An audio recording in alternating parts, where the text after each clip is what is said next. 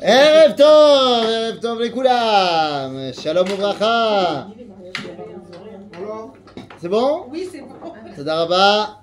Les amis, ambiance festive ce soir, puisque nous avons enfin réussi à retrouver notre caméraman officiel qui a réussi à revenir de l'exil terrible de Neuilly-sur-Seine. Tu as compris ce que c'était la galoute. Hein, la galoute à Neuilly-sur-Seine. J'ai vécu les Shabbats qui finissent à 23h. Ah, ça c'est la galoute. Ça, Tu c'est pas resté 17 amours jusqu'à 22h. ça, c'est la galoute. La fin. Il a fait mal. Eh bien les amis, ce cours, c'est pas pour rien. Ah, B. Quoi? Les plateaux. Bah, venez ici. C'est pas pour rien que c'est festif ce soir. C'est le Sioum. C'est le dernier cours. Alors, la semaine dernière, on avait marqué dans le titre du cours le dernier cours parce qu'on pensait qu'on avait terminé, mais en fait, on n'a pas terminé. On a gardé les 3 derniers versets pour le cours d'aujourd'hui qui va nous servir donc de Sioum du livre de Vaïkra. Alors, on est sur la fin de la parasha de Bechukota et on a parlé des dîners Haramot. Et suite au dîner Haramot, on termine en disant, prenez le verset Lamed, donc page 131 pour les petits livres blancs. V'chol ma'asar haaretz mizera haaretz mipri ha'etz la'Hashem hu kodesh la'Hashem. Donc c'est quoi le ma'asar haaretz? C'est ce qu'on appelle maaser sheni. Vous savez que les maasrot, il y a plusieurs maasrot. Il y a le maaser rishon, il y a le maaser ani, et il y a le maaser sheni. Ok? Alors maaser rishon, c'est pour qui? C'est pour le Lévi. Pour le Lévi. C'est-à-dire, donc je ne peux pas ne pas donner maaser rishon. Maaser ani, c'est pour qui? Le pauvre. C'est quand? La troisième ou la sixième année. La troisième, la sixième année. Ok? La 7e année, il n'y a pas de maaser parce que c'est Shemitah pour tout le monde. Ok. Donc, ça c'est Maaser Rishon, Maaser Ani. Maaser Sheni, c'est quoi? C'est ce que le Lévi donne au Kohen. Ah non. Parce que le Lévi donne au Kohen, c'est Troumat Maaser. Maaser Sheni, c'est ce que moi, je vais prélever et que je vais amener manger à Jérusalem. Pour moi-même. Pour moi. C'est pour moi. Je peux aussi le donner au Beth Amikdash si je veux, mais c'est pour moi. Par contre, je dois le manger en état de Kedusha dans la ville à Jérusalem. C'est ce qu'on prélève, qu'on met de côté. Aujourd'hui, on ne fait pas ça. De nos jours là, Aujourd'hui, on ne fait pas ça. Aujourd'hui, quand tu fais Afrashat Trumot ou Maasrot, tu fais une formule magique. Parce que disons que tu as acheté des bananes et tu as acheté chez le petit producteur. Donc, l'eau ou fraîche Trumot ou Maasrot. Donc, toi, tu fais quoi? Tu rentres à la maison et à ce moment-là, tu prends un petit morceau de la banane la plus pourrie, tu la coupes, tu la mets dans un. Ah, bah oui, tu vas pas gâcher les bonnes bananes. Qu'est-ce que font les gens aujourd'hui? C'est-à-dire aujourd'hui, ils prennent un morceau de banane qu'ils n'ont pas envie de manger, ils la mettent dans un sachet et ils disent Hocus Pocus. Hocus Pocus, Baruch Ata Hashem Elokeinu melech haolam, asher kidshanu tzivanu la'afrish trumot u'maasrot. Et ensuite, qu'est-ce qu'on fait avec le petit sachet? On l'emballe et on le jette. On l'emballe dans double sachet et on le jette, on le met pourrir, machin. On le jette. Tu comprends que c'est là, c'est zecher. Parce qu'on ne peut pas donner aujourd'hui Troumat ou Maasrot, parce que pour que le Kohen il puisse manger Troumat ou Maasrot, et le Lévi également, eh ben, il faut être en état de pureté. Alors pourquoi on fait une bracha? Parce qu'il y a quand même la mitzvah. Le fait que toi, tu dois prélever Troumat ou Maasrot, ça c'est ton problème. Le fait que lui, il puisse pas le manger, c'est son problème. Tu peux pas lui donner pour ne pas le faire tomber. C'est-à-dire l'ifnei hiver, l'otiten mirchol. Tu vas pas lui donner un truc qu'il peut pas manger. Mais tu dois le prélever quand même.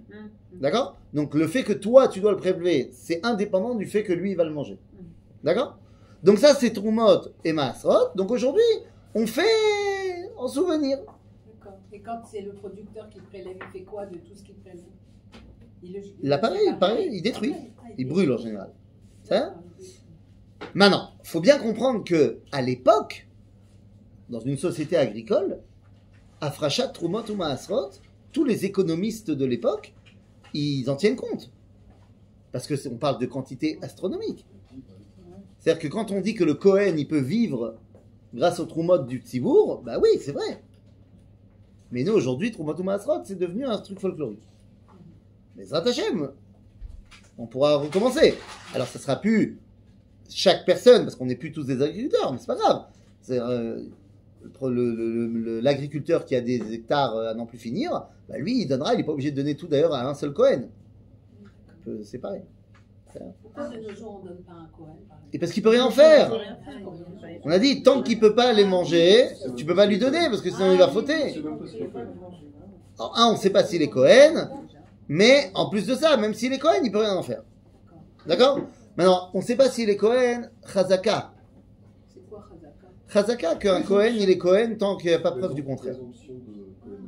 C'est comme un juif. Un juif, il est Becheskat Kashrut jusqu'à preuve du contraire. C'est-à-dire, on ne regarde pas quelqu'un en disant Milechatrila, je pense que tu es mamzer, prouve-moi que tu l'es pas. Non. De la même façon que quelqu'un qui t'invite pour Shabbat et tu viens à la synagogue, tu vas pas commencer à te poser des questions sur ses cacheroutes. Je suis moins. C'est arrivé dans un cas qu'on connaît, moi. Oui, non, mais je suis moins vindiqué. C'est pas. Il vient à la synagogue, donc c'est bon. Alors, précise. Parce que Bah, non, c'est-à-dire. tu viens de dire Si que tu penses qu'il a. Non, 2 secondes. Non, j'ai dit Cheskat Kashrut, j'ai pas dit. Quand je dis Cheskat Kashrut, ça n'avait rien à voir avec la nourriture. D'accord, non, mais moi j'applique là-dessus. Non, ça, Parce bah, que c'est un cas qui arrive très souvent. Moi, ce que je dis, c'est qu'un juif, il est les khatrila kasher, dans le sens, bah, il mange kasher, mais il n'est pas issu d'un inceste, il n'est pas issu. À la base, il n'y a pas de raison de penser que c'est un mec pas bien. Pareil que le Kohen, sur sa Ketouba, il y a marqué qu'il est Kohen, ses parents sont Kohen, il n'y a pas de raison de penser que c'est un faux Kohen.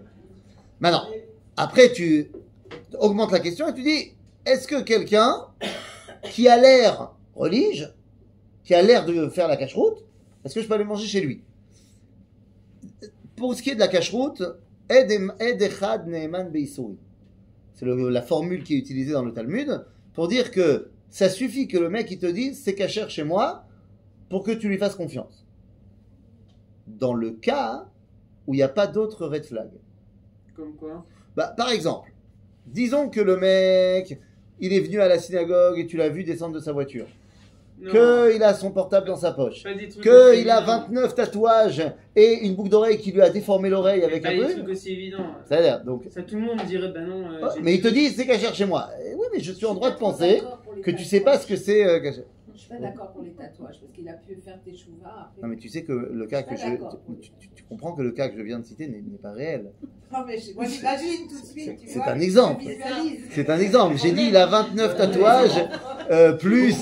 Ça. Mon fils me dit, Aouman, ils vont m'y très souvent. Il m'a dit, je ne te rends pas compte, les gars, mais des tatouages, des gars qui ont fait de chouva, de partout, quand tu les vois habillés, tu vas un nouveau la semaine d'avant. C'est-à-dire, alors tu sais quoi? Là, quand tu les vois habillés, il est en chemise blanche, il a il a sa grande kippa, et après quand il enlève, alors tu vois, c'est-à-dire, moi je te parle du mec que même quand il est habillé, t'as pas l'impression qu'il est habillé. Les tatouages, selon Ça, c'est ceux qui étaient pour le Avodazara. Aujourd'hui, on peut pas y Non, pas du tout. Il y a un interdit de faire des tatouages, point. Sans rapport avec la Avodazara. T'as raison qu'il y a des gens dans la Avodazara où il y avait des tatouages, mais la Torah, quand elle te dit Uktovet Ka'aka Lota Asu Lachem, c'est pas que par rapport à la Avodazara. C'est aussi la Avodazara, mais c'est aussi Stam.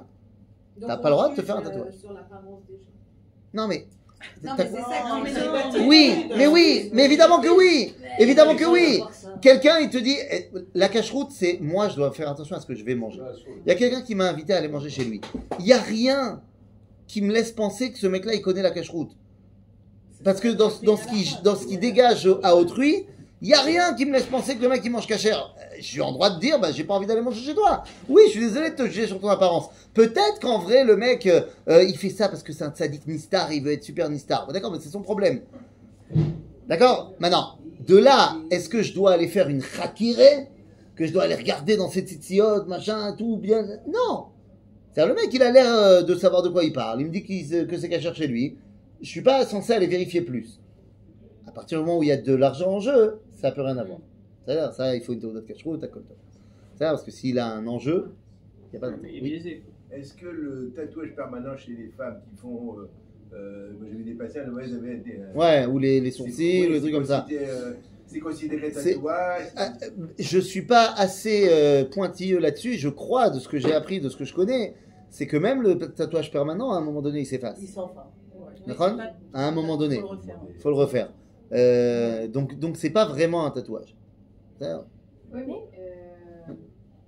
c'est quoi l'interdit qu'il y a dans le tatouage? tu n'as pas le droit de te faire un Se tatouage. graver la peau. Non, parce que même un tatouage permanent des sourcils, de ce que j'ai vu, Alors, il y a des saignements, c'est une Oui, mais ça dure 6 mois. alors, Ça dure un an. Et alors, j'ai pas compris, ça dure un an. De Ça quoi dure un je veux an. dire, l'effet dure un an, mais il y a une scarification de la peau au temps T, quoi. Il y a des rabbiniques qui autorisent le tatouage. À partir du moment. Qui autorise ça? Là, c'est là ma question. C'est parce qu'on a entendu ce cours où. Mais sur quelle base? Sur la base du Shulchan Aruch, du Mahara, etc. C'est Ouais, interdit. non, c'est pas interdit. Ce qui est interdit, c'est la représentation d'une Avodazara. Mais... Ah putain Mais Ah on putain a étudié le même cours, hein, donc ou alors on a mal compris, ou alors. Ah, c'est Les deux Delphine mal Orvilleur. compris. On aurait dû dire Ta sœur. Bah attendez Oh là, comme on parle. Ça va finir sur YouTube, arrête.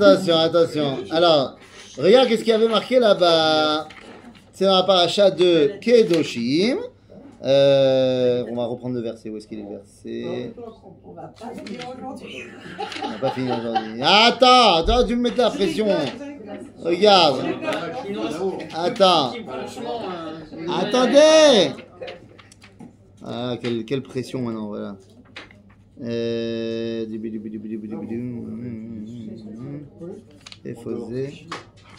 Effosé. C'était quoi la marque locale? Effosé. Personne ne peut m'aider, hein, évidemment. Alors, on va demander à lui. Tu vas demander à ChatGPT? Non. Non, je me rappelle plus le verset exactement. On va lui demander. Les tatouages dans la Torah.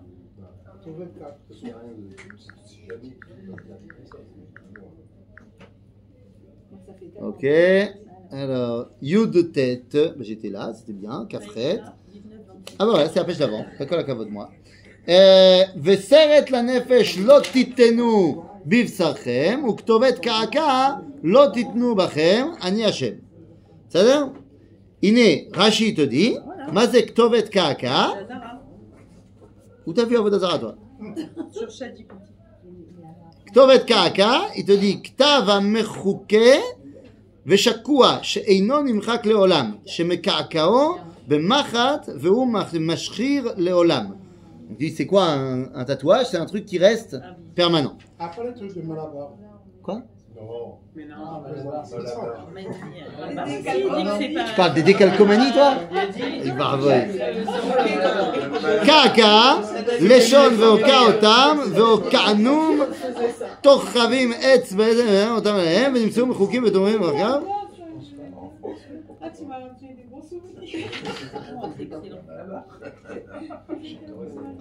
Alors, À la fraise. וסרט לנפש, le verset il commence par סרט לנפש, et ça on dit זה כן דרכן של האמורים, להיות מסרתם בבשרם, כשמת להם מת. Mais ça c'est pas כתובת קעקע.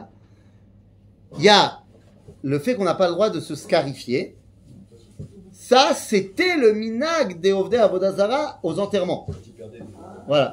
De s'entailler, machin. Et donc ça, c'est interdit. Un, parce que c'est interdit de se scarifier. Mais deux, parce que c'était le minag des Ovdei Avodah Zara. Mais pas le Ktovet Ka'aka. C'est très étonnant. Tu peux me dire où est-ce qu'il faut aller voir? Tu redonneras les sources. Et alors? Après.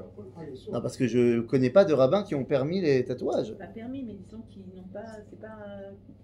Il y a yesh, comme il dit. Il y a.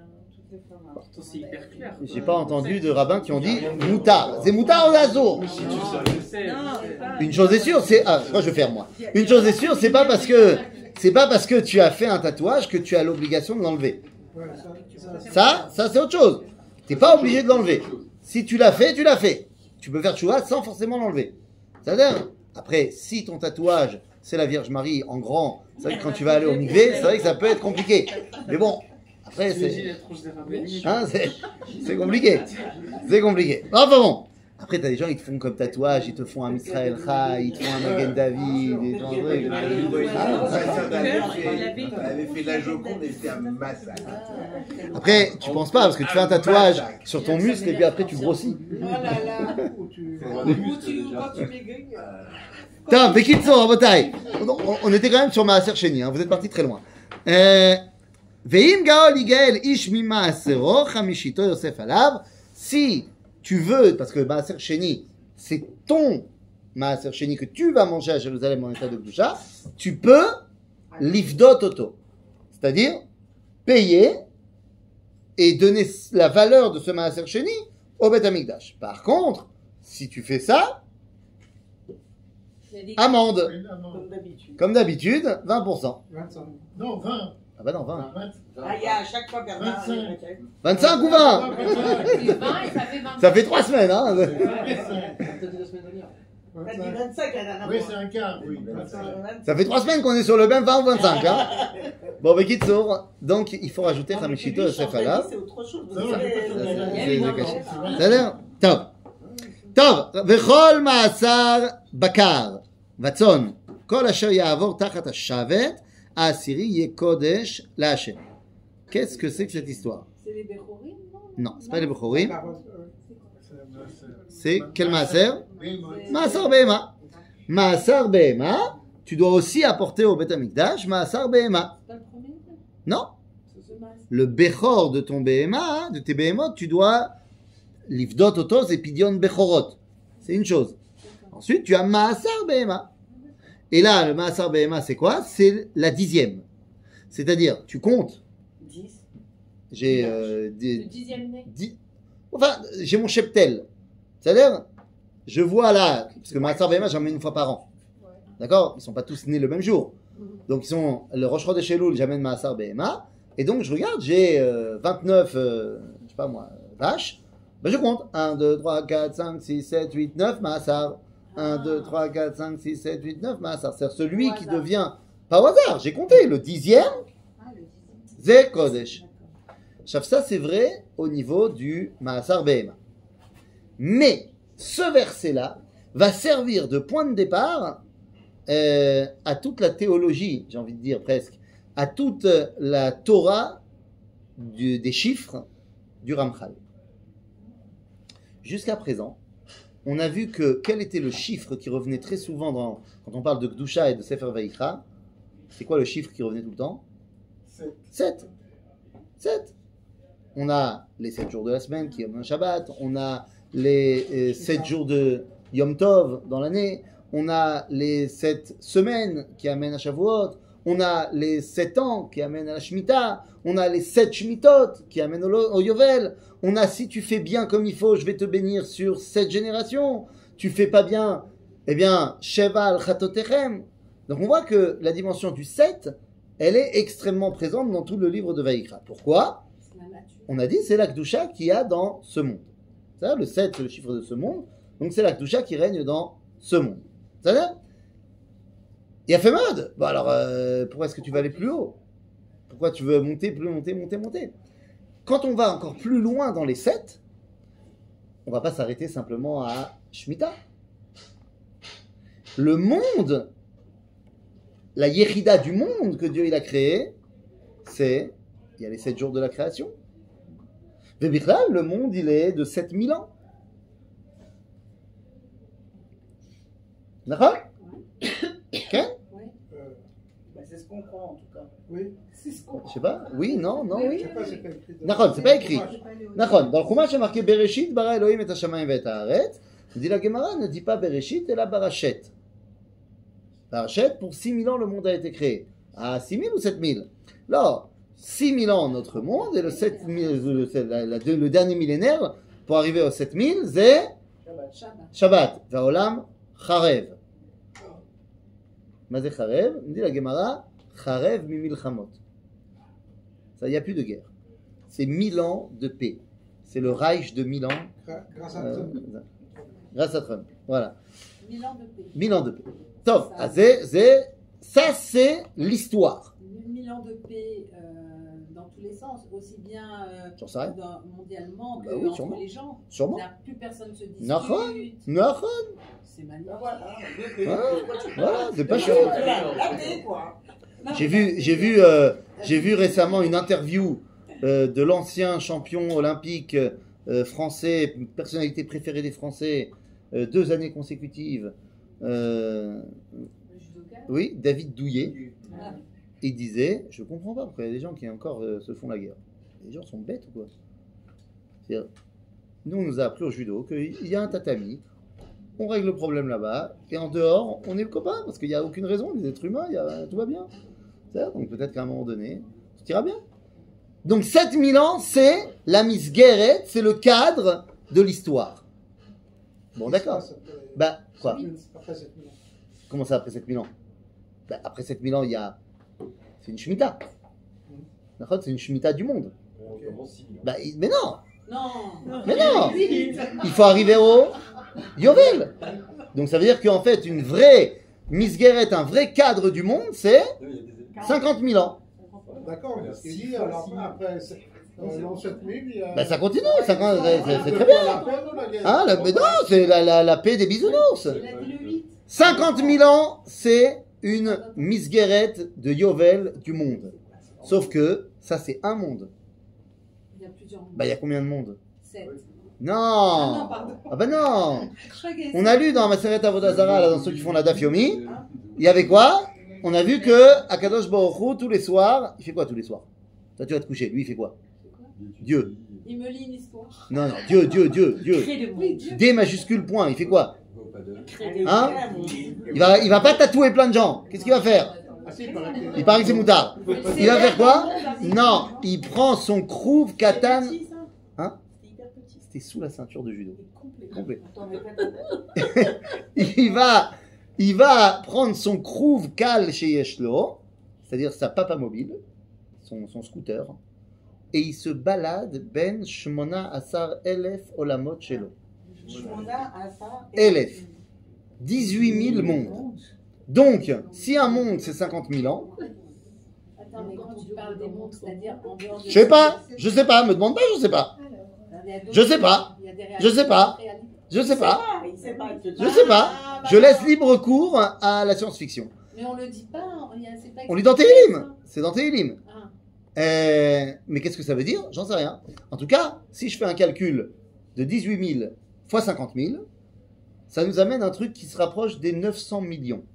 Oui, non, mais ça, c'était au cas où les mondes, ils sont pas en même temps. Ah, là tu poses une très bonne question parce que le calcul des 50 000 qui se succèdent les uns après les autres, c'est l'avis de Rabbeinu Bechaye Baracher.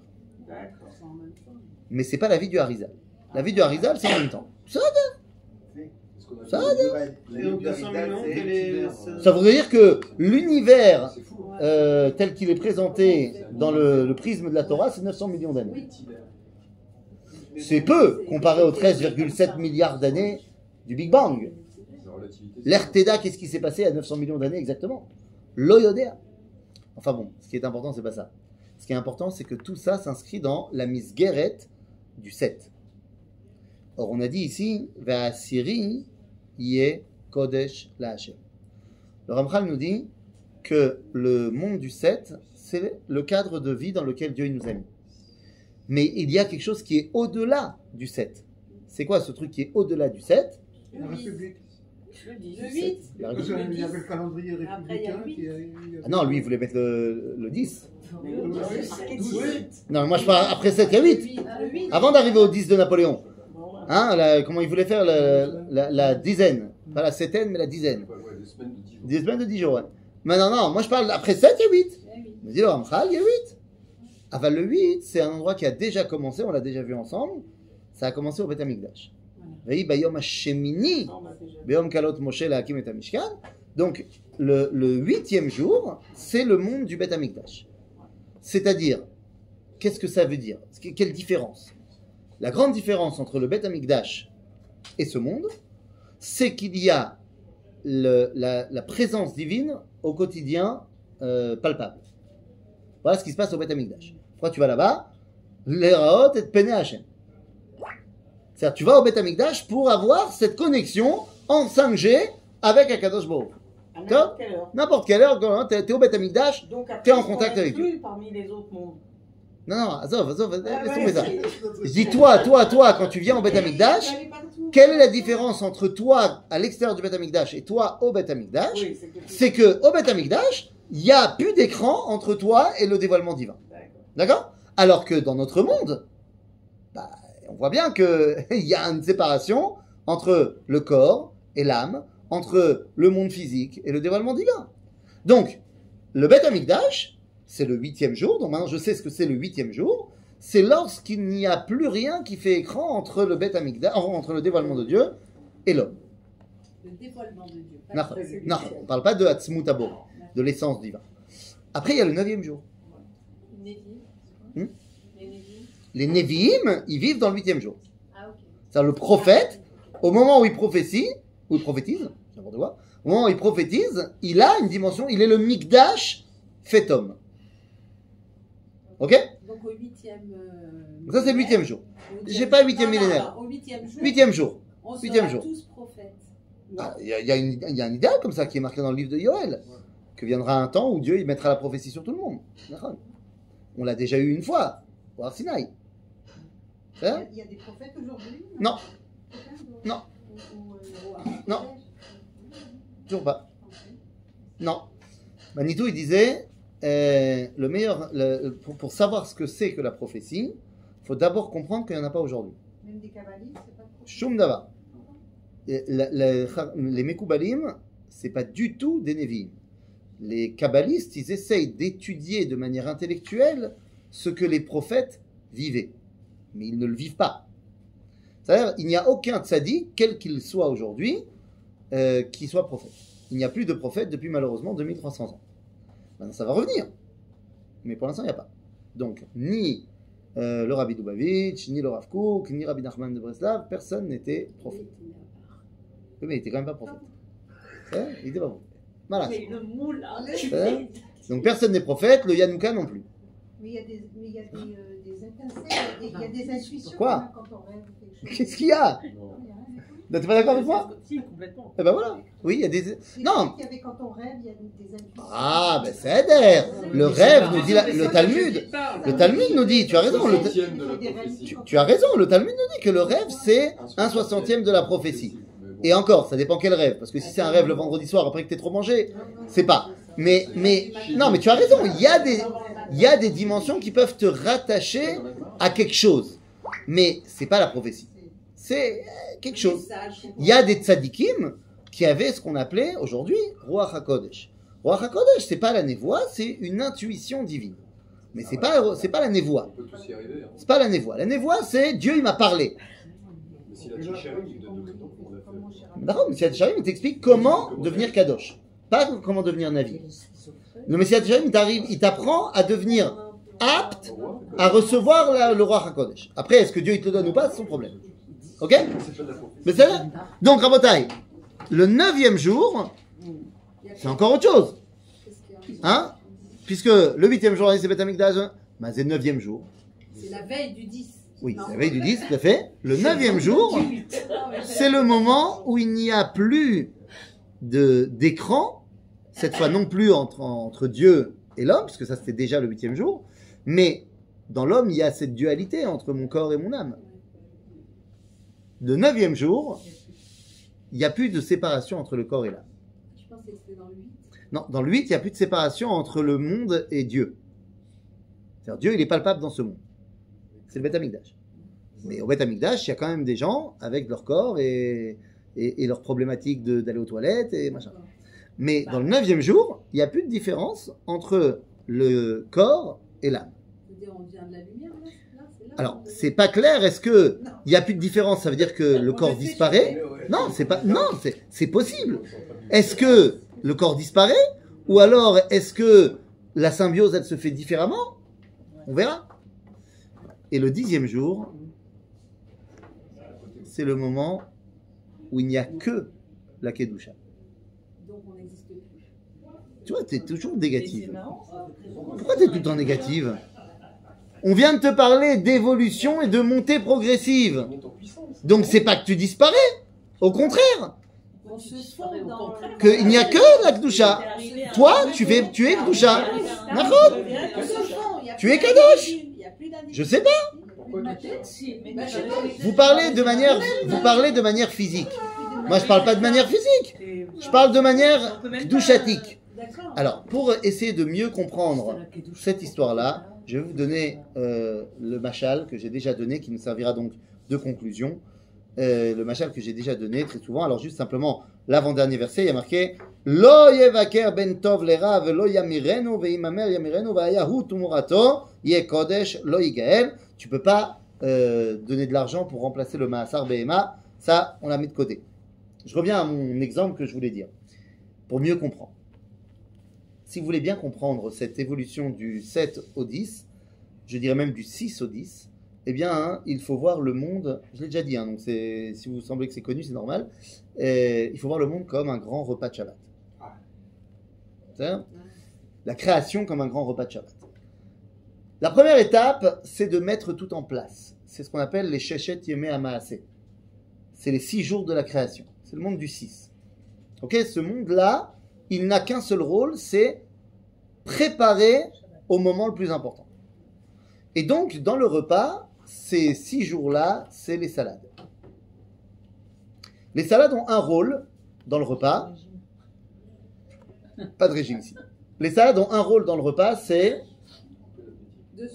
Alors, normalement, d'ouvrir l'appétit. Mais chez les Marocains, vu qu'ils font 29 salades, ça l'ouvre et ça le coupe aussi. Mais normalement, les salades sont là pour ouvrir l'appétit. C'est-à-dire nous préparer à. C'est-à-dire l'antipasti. Et ça, c'est la signification du mot la souce.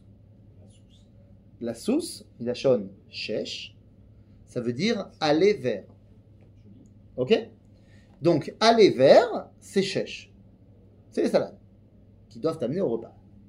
Ensuite, tu arrives donc au repas. Quel est le but du repas? Qui se dit Lisboa.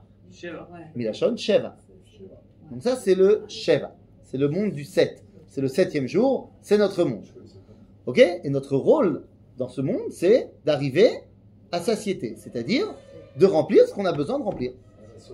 À la sova. Ok? C'est remplir tout ce qu'on a besoin de remplir. D'accord? Une fois que tu as fini le repas, tu es savéa. Donc tu as rempli toutes les calories que tu avais besoin de remplir. Qu'est-ce qui se passe quand on amène le dessert?